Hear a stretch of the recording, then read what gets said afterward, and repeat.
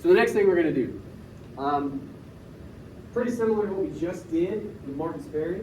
I should point out before we continue, for this paper, you do not write about Autumn Begins in Martin Sperry, Ohio, okay? It's an example poem. I like to start with it.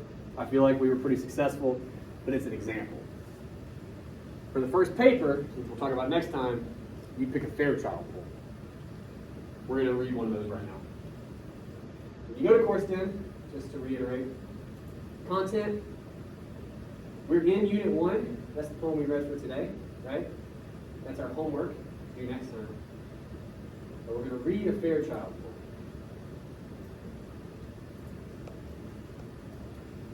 Now this one, I don't know if I can get it bigger and put it on the screen for you. No, I can fit it there. It's there.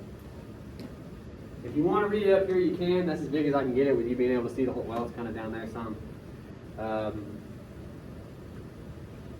Can anybody access it? I know you said you were on it. I figured it out. All right, anybody else figure it out? Or this is first day hiccup stuff that's going to happen. But anyway, while you guys are sussing that out, I'll read it aloud just like we did, and then I'm going to give you a minute to read through it here in a second. So, old men playing basketball. The heavy bodies lunge, the broken language of fake and drive. Glamorous jump shots slowed to a stutter. Their gestures, in love again with the pure geometry of curves, rise toward the ball, falter, and fall away. On the boards, their hands and fingertips tremble in tense little prayers of reach and balance. Then, the grind of bone and socket, the caught breath, the sigh, the grunt of the body laboring to give birth to itself. In their toiling and grand sweeps, I wonder, do they still make love to their wives, kissing the undersides of their wrists, dancing the old soft shoe of desire? And on the long walk home from the VFW, do they still sing to the drunken movement? Stands full, clock moving. The one in army fatigues and house shoes says to himself, pick and roll, and the phrase sounds musical as ever. Radio crooning songs of love after the game, the girl leaning back in the Chevy's front seat as her raven hair flames in the shuddering light of the outdoor movie. And now he drives, gliding toward the net. A glass wand of autumn light breaks over the backboard. Boys rise up in old men, wings begin to sprout at their backs, the ball turns in the darkening air. All right. What I want you to do now, we've read it, that's step one. I want you to reread it. This is still a continuation of step one. While you're doing that though, stanza by stanza, I just want you, maybe a sentence or two, summarize plot. We're going to try step two on our own, okay? Just each stanza, what has literally happened. Take a couple minutes for that. I'll make it a little bit bigger. All right. We can actually start with the title real quick. What's going on in this poem generally? Like if you had to sum up this poem in a sentence, what's it about? Very good. Excellent. All right. That's kind of helpful because, I mean, imagine reading that first stanza without it. You would be a little lost. But we're not. Which is to say, what's going on in the first stanza? Playing a game of basketball. Yeah, very good. Second stanza. More basketball. Good. We can modify it. We get a little more specific. What is this? What do we find out about this game of basketball? Looks hard. They're struggling. There's a lot of discussion of struggle. Old men playing basketball. There's a lot, like at some point we talk about like the grind of bone. You know, like they're having a tough time out there. Okay. Third stanza. It's hard again. Yeah. Okay. Fourth stanza. It's at the top there.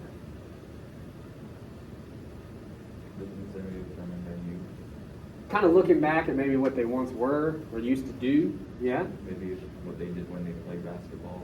When they were young. That's interesting. Okay, good, good. Next stanza. We kind of come out of that reverie and we go somewhere else. Where are we in this stanza? He still plays basketball in his mind at home. Now where are we at here? Still in the past. Still. Are we in the past here? I'm not sure. Weird poem. What does this guy look like? Stands full, clock moving, the one in army fatigues and house shoes, says to himself, pick and roll.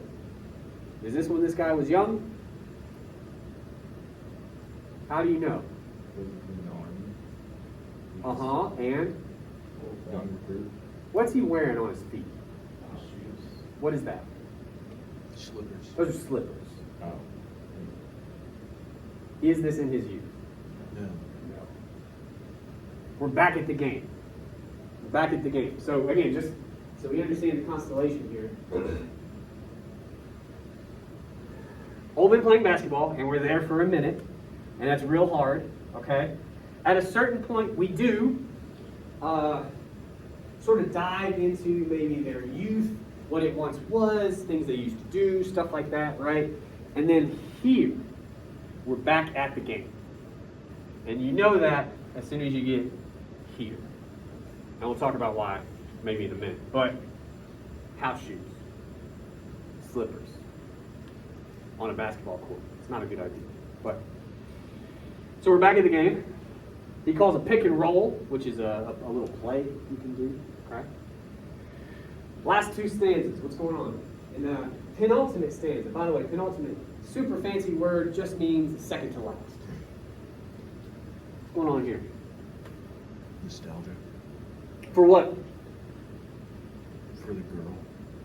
Back in his youth again, right? Yeah. Kind of back to what?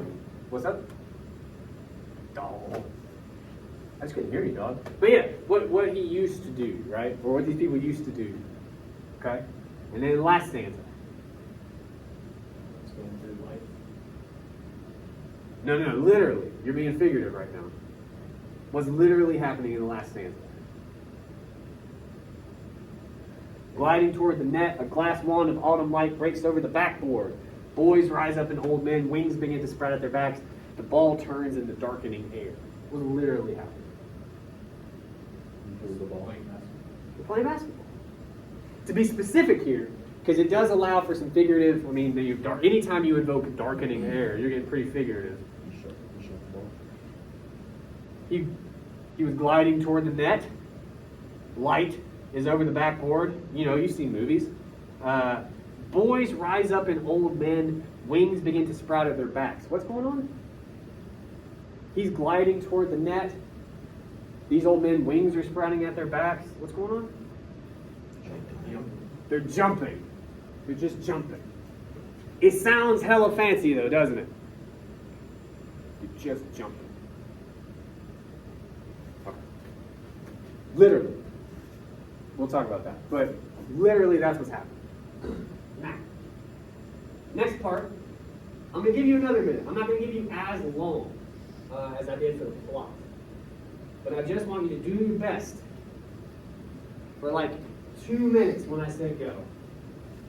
We talked about alarm bells with the last poem. I didn't have you find any, I just introduced the idea, okay? The specific terms for the kinds of people, some people noticed when we talked about Martin's Ferry, that kind of set off some alarm bells. Nursing long beers we mentioned. Pullets, that's fucking weird. Anything that stands out to you as kind of like a, that's the low bar for an alarm bell. Obviously anything beyond that also works. But anything at all in this poem, you don't have to know why. I would love for you to know why, but you don't have to yet. But take literally 2 minutes, starting now. See if you can find it. So I got a potentially a little bit different take on the Army fatigues and house shoes. Okay. Whenever I was in the Air Force, Sure. it was issued.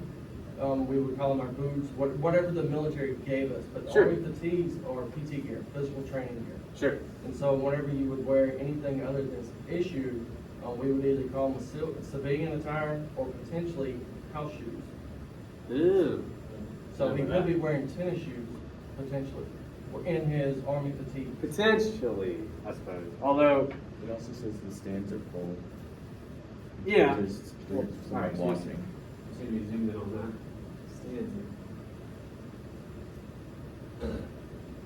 I would at least offer that the speaker leaves it open to it being slippers because he doesn't like what you're talking about is a very specific kind of knowledge that I don't think the typical reader would have. You know what I mean? Like, I appreciate that actually a great deal, but I also think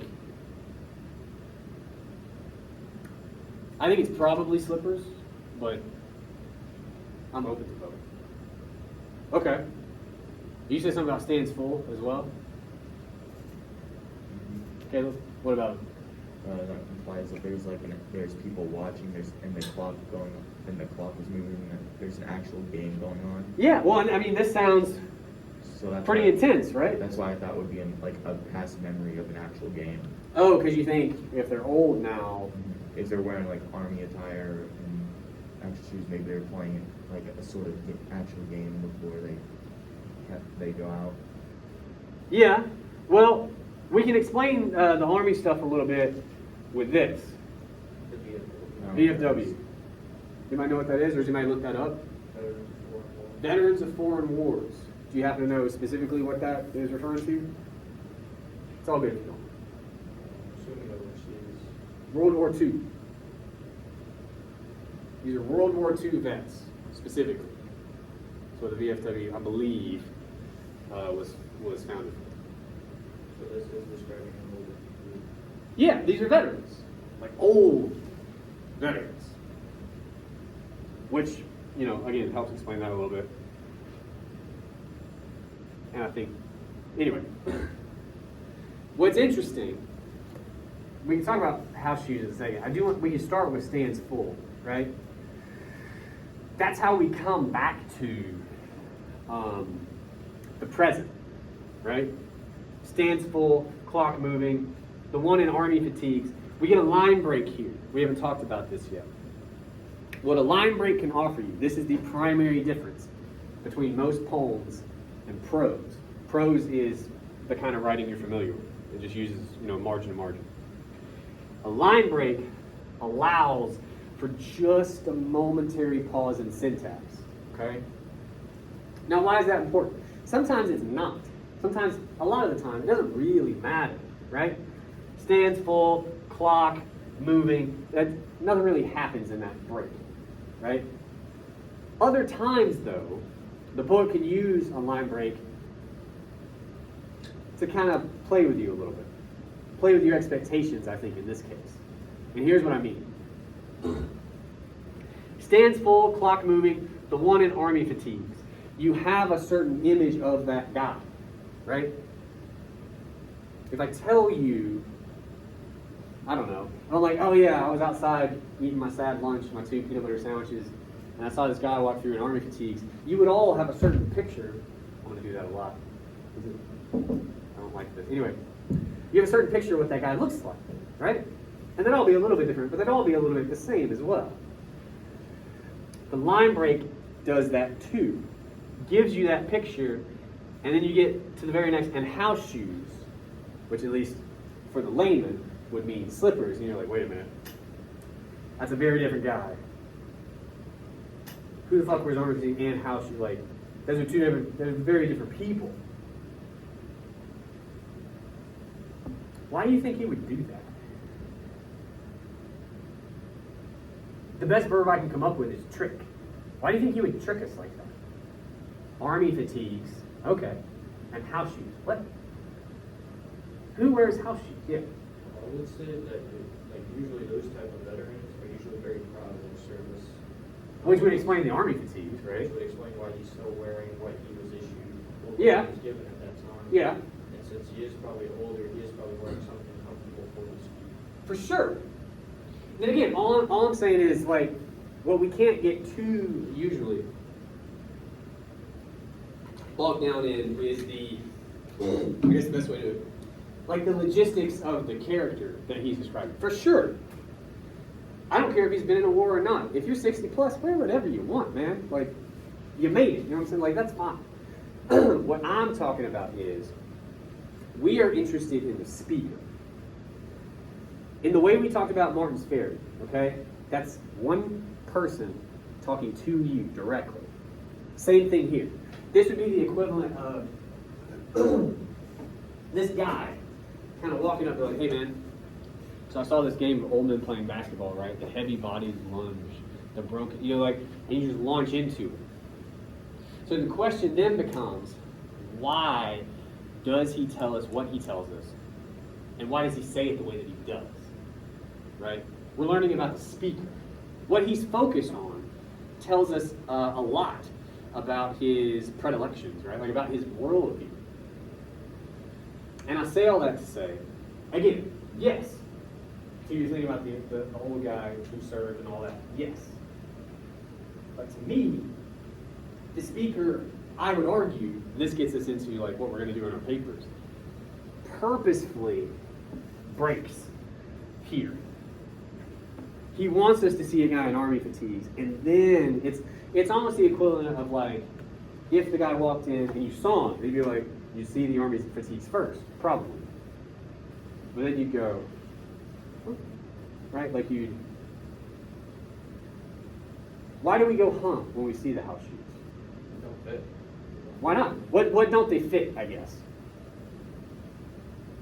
Like we talk about that a little bit.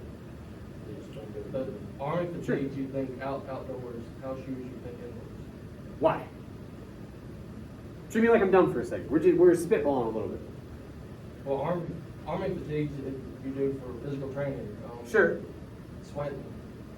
Sure. Well, and look, even if you're not affiliated in the Army, you don't know a lot about it, you know what Army fatigues are, right? That means you're somehow interested, invested, a part of the military. Like, that's what that means, right? Correct me if I'm wrong, but doesn't that also bring with it a whole host of associations? You know what I'm saying? Like, if you see a guy at a gas station ahead of you in line, and he's in Army fatigues, do you not make some assumptions about that guy? What are some of those? Serves in the military. For sure. What are some other ones? Yeah. What are some other ones? What kind of guy do you assume he is, generally? Hopefully a good guy. Heroic. Sure. Okay. What else? Just a couple. Just a couple. I have a reason. Just a couple.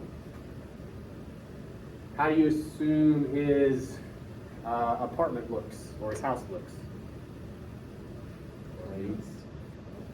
What do you say? It wouldn't be a big house. Well, but I heard somebody say orderly, I think. What kind of a dude do you think he is in his day-to-day life? Structure. Structure. Sure, sure. And again, there are obvious reasons we have these assumptions, but my point is we have these assumptions. We all do. You guys are a little closer to it than we are, but we all have a very similar image. Which again, I would argue in a paper, that's purposeful. He gives us this image with that line break, and then he takes the knees out from under it with house shoes. House shoes is something, if you see a guy walking in house shoes, you have other ideas about it, right? What are some associations we have with house shoes, with slippers? Laziness, Laziness. Why? because they couldn't even put on shoes. They're basically beds for your feet, Right. right? Yeah. It seems to fly in the face of a lot of the things we just named, right? That's what you meant, by the way, when you said they don't go together. Yes. But if you spell that out a little bit, it opens some doors. Now all of a sudden we're thinking two things, really. Why, number one, does the speaker want us to see this and then want us to see this? Why does he want to play with our expectations that way? It seems like that's what he's doing. Purposefully, right? Because he could break the line here on house shoes. He doesn't have to. He chooses to do that. Okay? Number one. Number two, other than logistical reasons, i.e. this guy is easily probably in his 70s, if not more, right? Because this poem was written in the 90s. And just give the guy a fucking break, let him wear some shoes, like, you know. Other than that, because we get that. Why might this guy, who clearly, you could say, maybe needs house shoes, right? Like he needs that comfort. Why is he wearing the army fatigues? If he needs that comfort for his feet, might there be a better way for him to dress? Like what could you start to argue about that character given the way that he's dressed, right? What are some of his values, potentially? He's proudly served. For sure. Another way to say that is he wants to make sure people know, right? Now, all we've done at this stage is kind of laundry list possibilities, okay? We know two things in this line. We know this character, because he's a character in this old man wants people to know that he served, okay? We may or may not use that in a paper, but that's something we can put in our notes. That might come in to something, okay? We also know that the speaker does notice, but then he also notices this, and he announces the difference. That tells us something about the speaker, too. The other way I could sum all of that up, it's almost like he underlines house shoes for us by breaking the way that he does, right? My question to you would be, why would he do that, do you think? What does that tell you about the speaker, potentially? That he would draw so much attention to house shoes. First army fatigues, but then hardcore house shoes. The speaker has something against it. Maybe. I think for now we can, because we do need to, we can leave it at it doesn't fit. Like that's what you guys said initially, right? We kind of spun off into why. But all of the reasons it doesn't fit, I think the speaker feels that way too. That it's important to the speaker here. The fact that it doesn't fit. That might be useful to us too, right?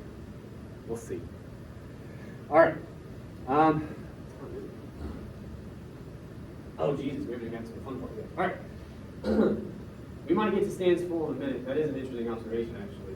If we have time, we'll talk about it. Anything else anybody noticed? I just feel like I'm taking this a little bit different way. I feel like the speaker probably served himself, and if he did serve himself, then his house shoes aren't literal. For sure. Why do you think the speaker served himself? The details that he knows about the military, the VFW, the players, maybe those are potentially his friends. I mean, VFW we know. Well, he's saying old men playing basketball. You know who doesn't call old men old men? An old man. Yeah. I think at the very least he's younger. Okay. Like how much younger is difficult to say, but I think he's younger. Also, well, I'm going to give away the game if I do that. I have a very good reason for thinking that too, but we can't do that yet. Well, I got to get you guys there. But I think he's younger. People know what VFW is, especially if they're watching a basketball game there, right? They know what that is. I don't know that there's any evidence in the poem that he served. He could have, but I don't know that there's anything in the poem that would really back it up for us. And that's important, potentially. But we'll table that for a second. Anything else you guys noticed? Anything at all? Because there's one big one, and no one ever points it out, and it blows my mind that no one ever points it out. The pure geometry of curves. No, actually, but I like that. What about that? Just strikes you as odd? Yeah. Yeah. Well, literally, real quick, what are we talking about? Pure geometry of curves. The way they move their body. The way they throw the ball. And the ball as well, I think. Basketball is a game, weirdly, of geometry, right? All of it is. So it's a really beautiful way to talk about the game and how it moves and I guess how these old men are still trying to move, right? Although, what's fun about that, you get pure geometry of curves. It's almost like an island amidst slow to a stutter, little prayers of reach and balance, like This is the only beautiful part. Everything, this is what they want, right? Everything else is, oh no. The reality. Yeah. So it could help to underscore that a little bit, which is nice. Okay. Well, there's a big one. Do they still make love? Yeah. I thought that was pretty random. Yeah. Real quick, just so we understand what is literally happening in this poem. There's a guy watching old men play basketball, and he describes it for a little while. And right here, while watching the game, he goes, I wonder, do they still make love to their wives? Totally normal thing to think, right? While you're watching old guys play basketball? Do they still get down? No! That's weird. Alarm bells. Good. Now, let's talk about this for a second. By the way, this has the potential to get uncomfortable for some of you. I do apologize. I did not write the poem. Now, let's make it bigger. Actually, let's go ahead and see it. I guess that could help to show that the speaker may be younger. For sure. That's what I was going to give it away if I said it. He says, I wonder. That means he doesn't know. I wonder, do they, meaning, I don't know, curious, yes. This tells you almost unequivocally he's got to be younger. Is the speaker serving? Actively serving? We don't know, dude. It's not here. We don't, all we know about him, he's a guy, and I think there's an argument to be made for the fact that he's a guy, but he's a guy at a game watching. That's it. Otherwise, he's kind of a ghost. But the other thing we know about him is this. Now, I'm going to ask a question, and there's more to say about it. But he says, while watching this game, in their toiling and grand sweeps, I wonder, do they still make love to their wives? Why does he arrive at that thought? Do you think? Because the guys playing are old, past their performance. If the whole thing in the poem was the physical capacity of these older men. To play basketball. Possibly trying to relive So- younger days. So he sees him struggling on the court, and he's like, well, then I wonder, do they struggle? Yeah. So there is a logic there, I will grant you. However, still, you could approach any number of physical activities that way, right? I mean, they're really struggling on the court. I wonder, do they have a hard time in the garden? You know, like, so what I'm telling you is, I think it tells us a great deal about what the speaker values. What does he value in this poem? Physical ability seems to be one. The first three stanzas are almost completely their physical inability, right? Wall to wall. He's very concerned with physical ability of these old men, okay? And he's very concerned with what? Their sexual ability. He comes right out and says it. There's metaphors all through, but he's like straight up, no metaphor. Do they do it? I have to know. I wonder. Those are the two things he values in this poem. That's how we define this guy. We don't know if he's served. We don't know if he's a serial killer. We don't know anything about him. But we know physical ability is important, apparently, and sexual ability is important to this guy. Let's stop there for a second. Why do you think he's so worried about those two things? Is he insecure himself? That'd be a natural sort of wonder that we could have. Why do you think that? He's Why do you? questioning if they'll be able to do the same. He's worried about himself. When he's older, it's something that happens to us all, unless we get hit by a bus or something, right?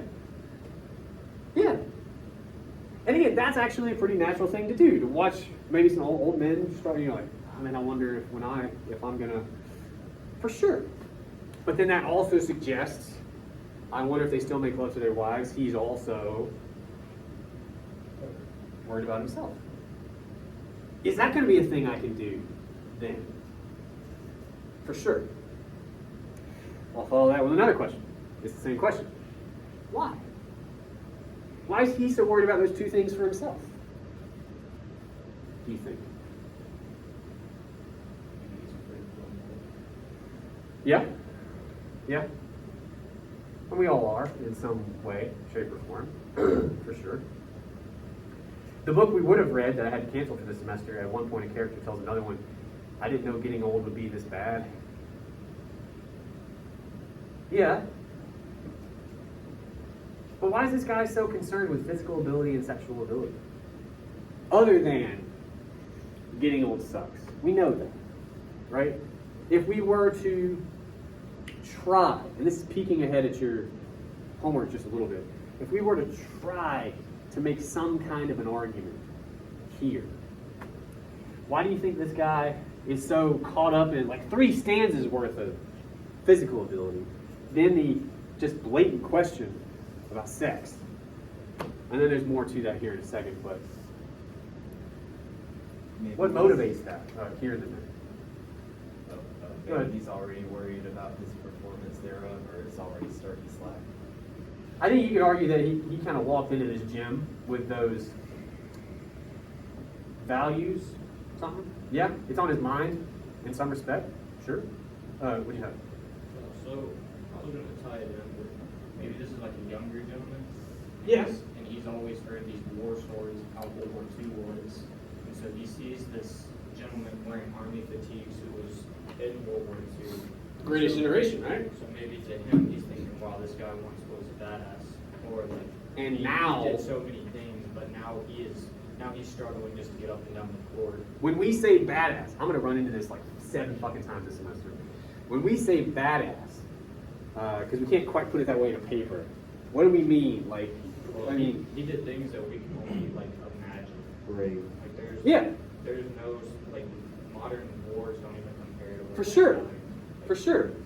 Hardcore history, I recommend it. But yeah, it's would it be fair to say, especially given the line break we talked about, right? This guy, when he sees that old man in army fatigues at the VFW, he has the assumptions we talked about at the top of this discussion, along with maybe some that are a little more specific, right? Was this guy at fucking the Battle of the Bulge, or was he in the Pacific? Like, you know, like, it's almost mythic kind of masculine status, right? And then he sees the house shoes, which I think tie back into these first stanzas. Definitely tie into this question. It's like, dude, you're rocking house shoes. Like, what, you know? Exactly. So what we're kind of saying here is he's not just worried about getting old. I would never want you to argue in a paper that somebody's worried about getting old. Because of course they are. But more specifically, it's what getting old does. Robs you of your masculinity, right? As great as this guy might have been in the speaker's mind, now, no. That's all slippers. Yeah. Now there's more to that though. With this question in mind, by the way, actually one more thing before we move on. We talked about line breaks. Talk to me about this line break. Let's see if I can highlight it for you.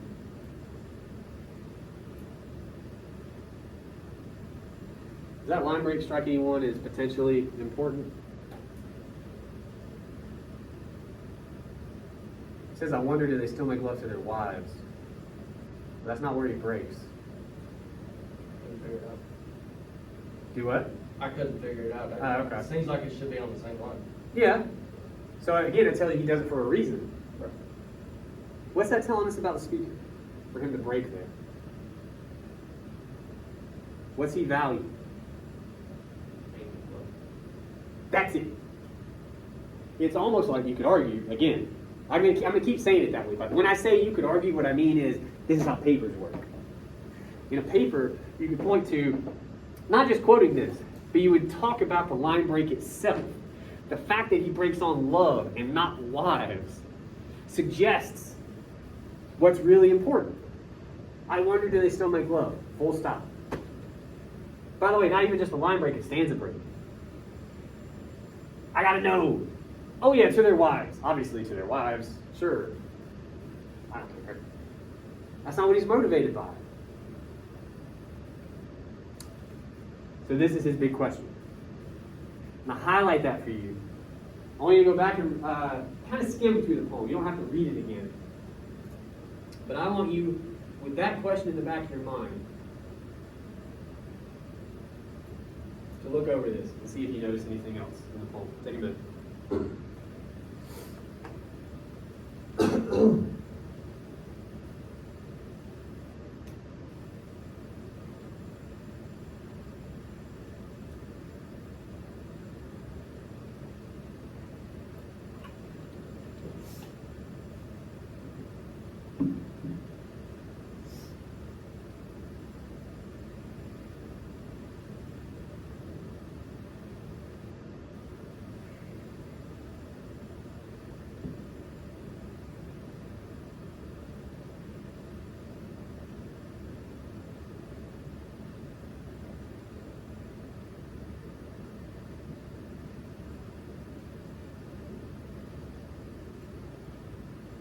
I'll stop you for a second.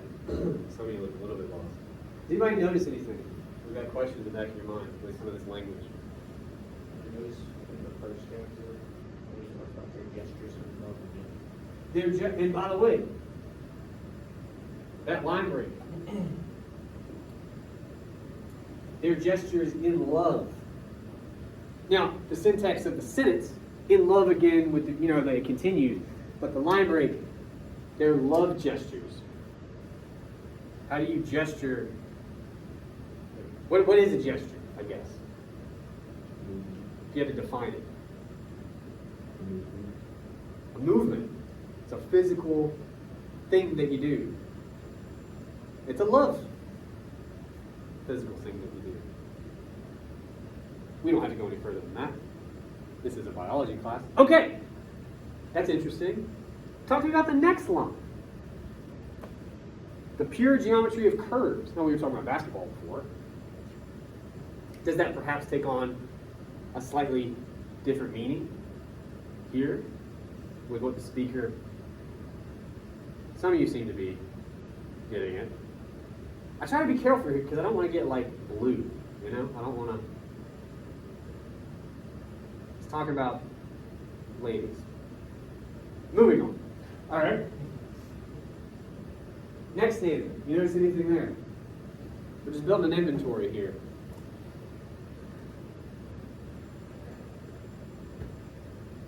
Anything at all in that next stanza? It could be potentially tying to that question he's going to ask here in a little bit.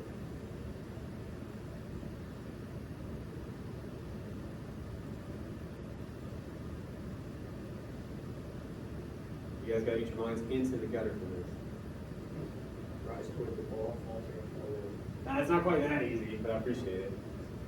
What about the next line? On the boards. Well, he's talking about a rebound. He's talking about the backboard. But now that we know what his real motivation is, he could also be talking about what? On the boards, their hands and fingertips? Not a backboard. Because he doesn't say that. He says board. Or headboard. Yeah, for sure. For sure. We're not done. Don't even worry about it. Oh, also, that I didn't want to say this one, but right there at the end is kind of great. Anyway, all right. So we're after the question now. We've crossed through the Rubicon of old man sex. How about this? That's a weird line break. That's a weird line break. It's a nice thing. He's kissing their wrist. Okay. He doesn't have to say it like that. Okay. Now we're back at the game. We actually leave the sex stuff behind for a little bit. It's a nice little break. I don't see a lot of sex stuff here. I've taught the poem a lot. Never found any sex stuff in this stanza. I think we're safe. However, penultimate stanza. We kind of zoom through the plot. What's going on here specifically? This is a nostalgia, I think you said. This is like a kind of a flashback, what they used to do when they were young, these old men. Literally what's happening here, first of all. Radio crooning songs of love after the game. The girl leaning back into Chevy's front seat as her raven hair flames in the shuddering light of the outdoor movie. and now he drives. What the hell's going on in this stanza? Literally. Either they're making out or they're Yeah. making love. Well, yeah, but where? I think outdoor would be windows Drive-in. Drive. For sure.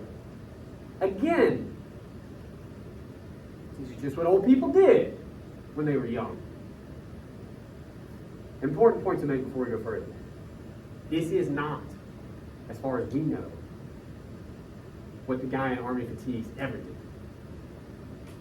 This is what the speaker assumes he did. Right? We're in the speaker's head when we're looking back. So that drunken moon stuff, all that's all in the speaker's head. These are assumptions he's making about what life was like for these old men when they were young. You see what I'm saying? It'd be equivalent to somebody asking you, hey man, how'd your grandparents meet?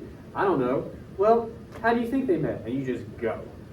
Like, well, I've seen a couple movies, so they probably had like milkshakes and like she had a poodle skirt up. You know, like, we've all seen the same fucking movies. It's that. He's just doing that. He assumes they went to a drive-in. He assumes they were hanging out in a Chevy, you know, and doing that. It's a fantasy. Just so we're clear, it's a fantasy the speaker has for the old man when he was young. And again, I'm like, wow. Wow. It tells us actually nothing about the old man. It can't, because we don't know that it's him. So it has to tell us about the speaker.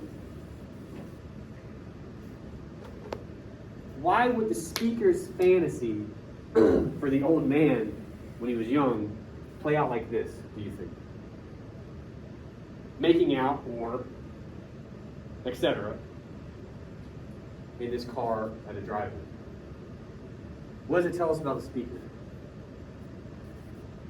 We already said, probably, and I think you're right, that he views this guy in Army Fatigues as once a badass, right? And I tried to help you out a little bit to find that a little more like scholastically, but like uber masculine man, right? Like just almost mythic in the associations we have for that guy when he was young. So isn't this part of the myth? Not only is he like punching Nazis in the face and doing all, but he's also at a drive-in. That's part of the story. So all of this, essentially, is what the speaker thinks a capital M man is. Physically able, veteran, knocking it out at a drive-in. And that's it.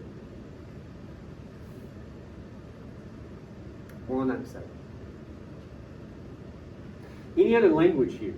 Because again, we quote from language. Raven hair flames. Her raven hair, her black hair, super fancy way to say it.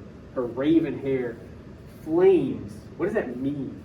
It's not on fire, right? Wind blown? Kind of, and there's movement. Movement. Yeah. What do you have? Maybe not the wind. Spreads out.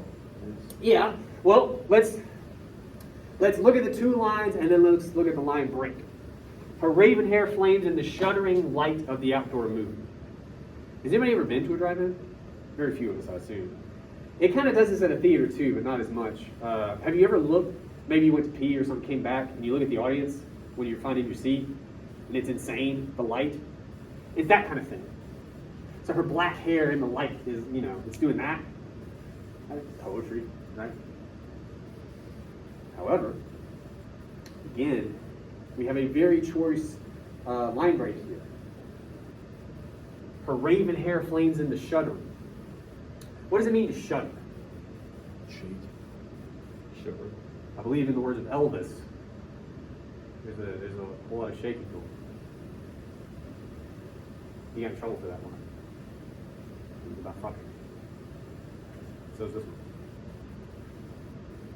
Anyway. That brings me to the most interesting line of the stanza, at least.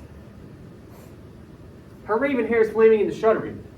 Light of the outdoor movie. We break, okay. And now he drives.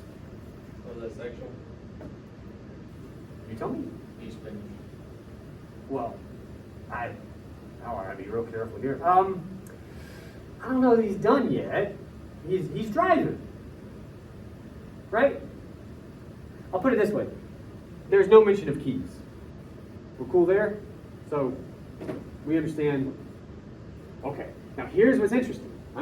You're looking at me like, why are we doing this? Not every class is going to be about old man sex. Just this one. Okay? I have a reason. I have a reason for belaboring this point. We talked about this line break.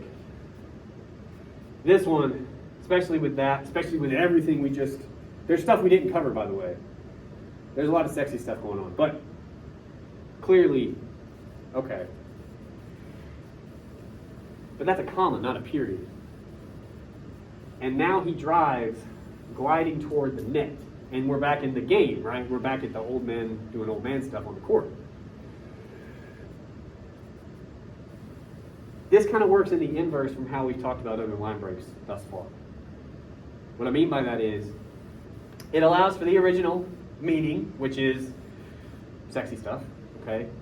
But when you read it as part of the rest of the sentence, literally, this old man's gliding toward the net. What's he doing? And he's gonna dunk? Did you say dunk? Yeah. Girl.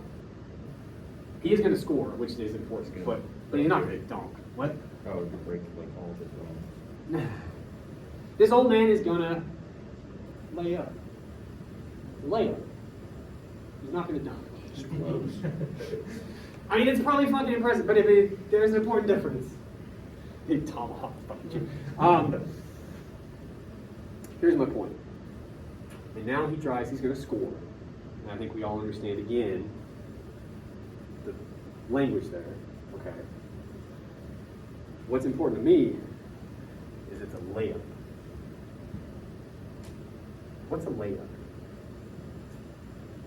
How do you know, once I push you on it, this guy's not dunking, but he's laying up?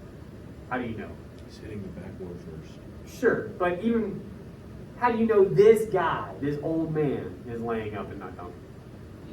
He's an old man. Laying up is much easier. The ball turns, it's probably out of his hands. Yeah, but again, all I'm saying is, we know, given his physical inability, he ain't dunking. And it sounds like I'm shitting on you. I'm just having fun. But the reason it matters that he's laying up is this. It's a continuation of this stanza. If we say all that, and then we say, and now he drives, which we talked about is, okay, right, okay. But then we also say he drives is a layup. What are we implying about that sexual encounter? What is a layup? Literally? Like, in terms of possible shots you can take in a basketball game, what's a layup? Easy. It's easy. It was easy when he was young. Beating them off, man. Get off. When he was young. Yeah. That's part of the story too. Super badass. Yeah. Punching Nazis and ladies man. He was a layup.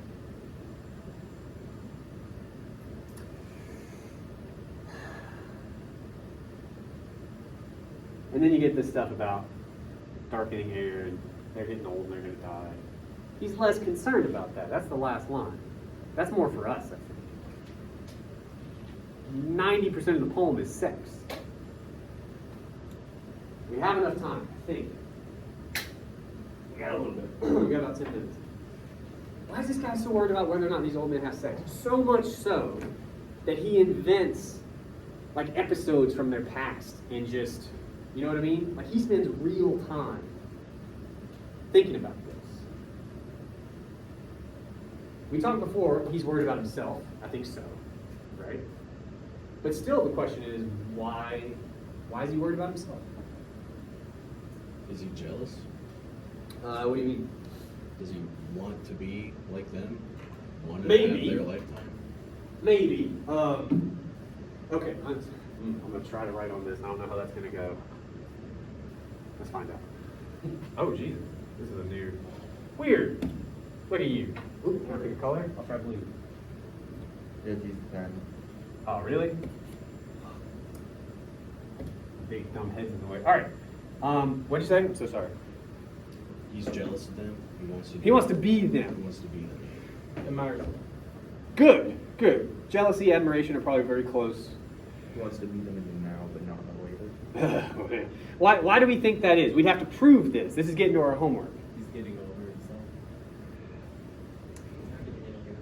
Oh yeah, we know that without the poem, right? We just know that. That's how time works. So, is there something in the poem we could use? Maybe I'll zoom out some. Is there anything in the poem we could use to help us think about his admiration for these guys? These kind of guys, or what they represent to him? The sixth stanza, Which one? second to last. Okay, penultimate. Okay, what about that? It just sounds like he's making up that scenario as if it's the perfect scenario. Yeah. He expects that from them. Yeah, okay, well, it's, Okay. So it's this, it shakes when I write on it because it's fancy. It's like a mythic fantasy. I don't know if you were ever young, haha, joke, but rarely do things go this well, sexually or otherwise. It just, things aren't often that easy, right? But he's telling it, the speaker's telling it, like it was an every night sort of occurrence. You know? It was a layup. He assumes their lives were great and worthy of admiration or what have you, right? The way he talks about it. Sure. You could cite some of this stanza, maybe that, something there, to talk about this idea. For sure. Damn, they're gonna hit my head on it. Why does that matter though? That he looks up to these guys as much as he does? Are these hero type people to him? It kind of seems like it, potentially. Why do you ask? Focuses on the military a lot. Do I know? Like he focuses a lot on the military aspect. I would argue he focuses a little bit on the military. What I mean by that is, it does come up. VFW, Army fatigue, like we get a little bit. But I think he focuses way more on, yeah. Is But I that think it's because- both. What do you say? Is that because of the military? I'll ask you. We're expecting that. Well, all right, let's slow down. So, to my memory anyway, VFW and Army fatigues, those are like the two main allusions to military that we get. I don't think there's really any other ones. But that does tell you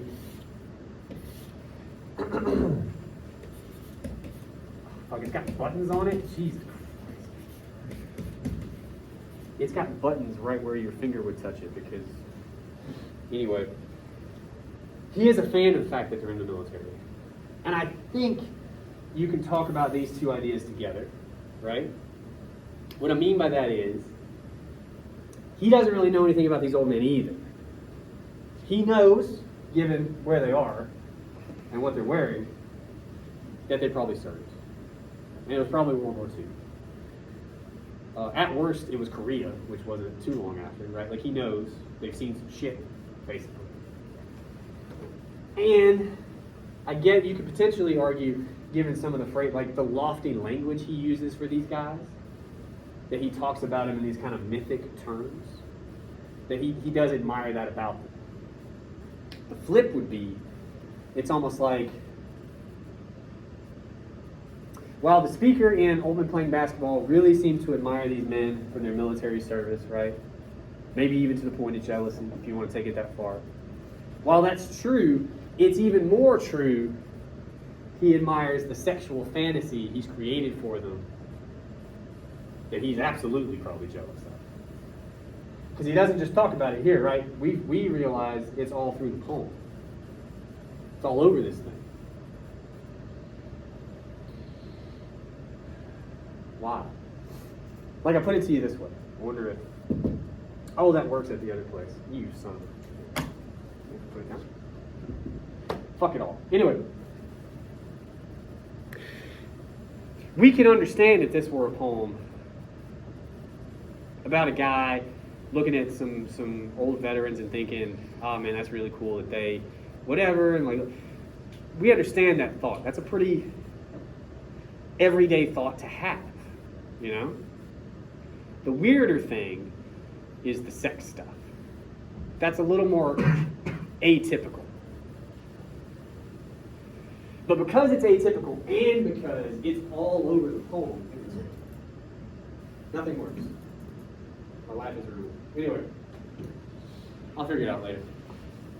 But because I don't care. There's like a little trash button. The whole thing is trash. Okay. Because he spends so much time in the poem talking about the sex stuff rather than the military, right? That tells us he's much more concerned, he's much more motivated by that. And this is the harder question. This is where actually you have to kind of theorize.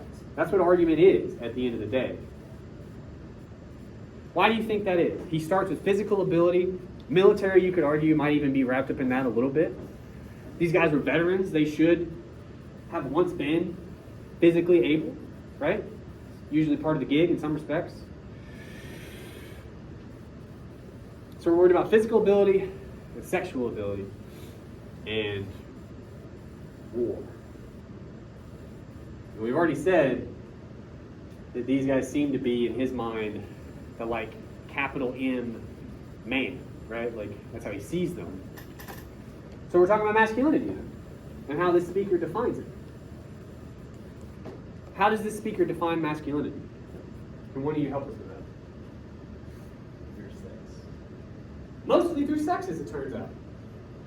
You could start to argue, and real quick, because we have 5 minutes, it has to be quick. When you're in the realm of a real argument, which we are now, everything is kind of, well, it could be this, or it could be that, or it could be like, because you have to prove it, right? But here, one thing you could start to prove, I think, is something to the effect of, while it seems this speaker is desperate to define masculinity, right? And he points us to the military, he points us to physical ability, and we're used to these things. We know these things are part of those stereotypes.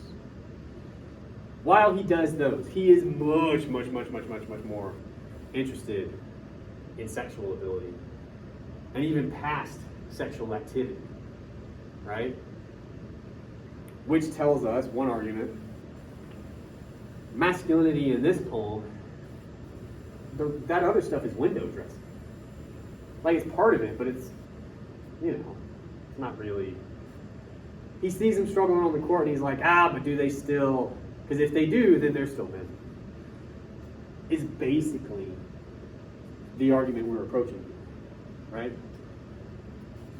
Does that make sense? I know, the end is always hard. I spin off sometimes. But what we're saying is, some of this we take for granted. All of it we do in some respect. But for him to be as invested in sexual ability as he is, tells you something about him and his worldview. In this case, I think it is masculinity, just given the characters involved and what the characters do.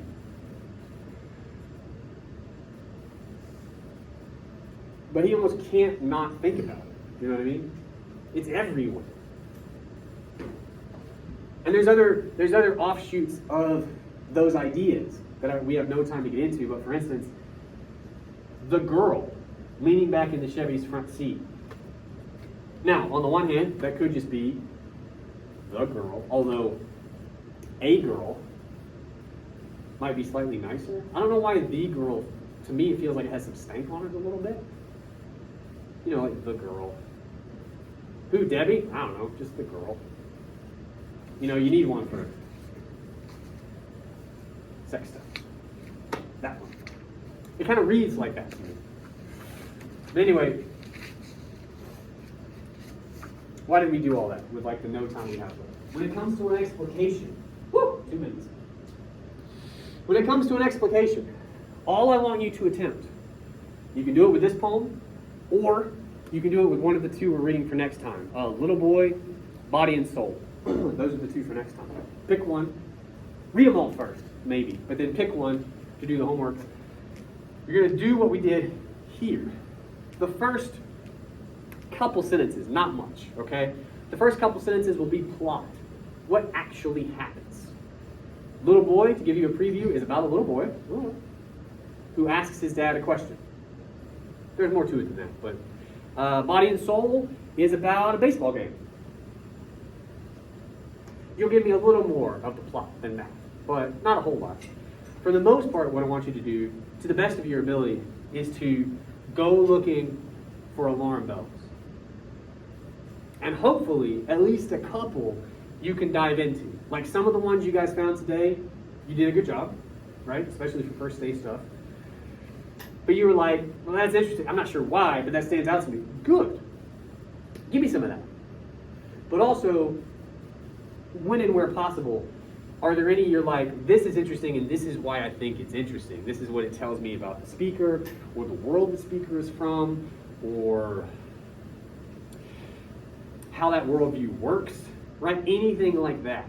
That's essentially the mindset you have to be in to start the kind of papers I'm going to ask from you. That's your homework. Does that make sense? A little bit? So to be clear, it's just Yes. reading at this point, right? There's nothing to turn in? For next time you have an explication. Okay. Yeah. And like, it's on the syllabus, Okay. but all right, I'll show you this and I'll let you go. My wife is really gonna get now too. She's going like, what? So next time, you said there was a trash can? That one, good. At the old joint, you just tap it. Yeah. All right. I would like for you to look at the prompt for paper one. We're going to talk about it in class. I would like for you to read these two poems. We're going to talk about those too. But then this guy, explication, CD. That means course 10. That's your homework. It's due on course 10. It's in that Unit 1 folder I showed you. But the second half of class, after the break, I was basically modeling an explication for you. Give me a little bit of plot, and then as best you can, dive into this line is interesting because of this line break or this language, or it tells me this about the speaker, right? Like, as best you can, see what you can dig into figuratively, like we did. All right. I'll see you guys Monday. Thank you.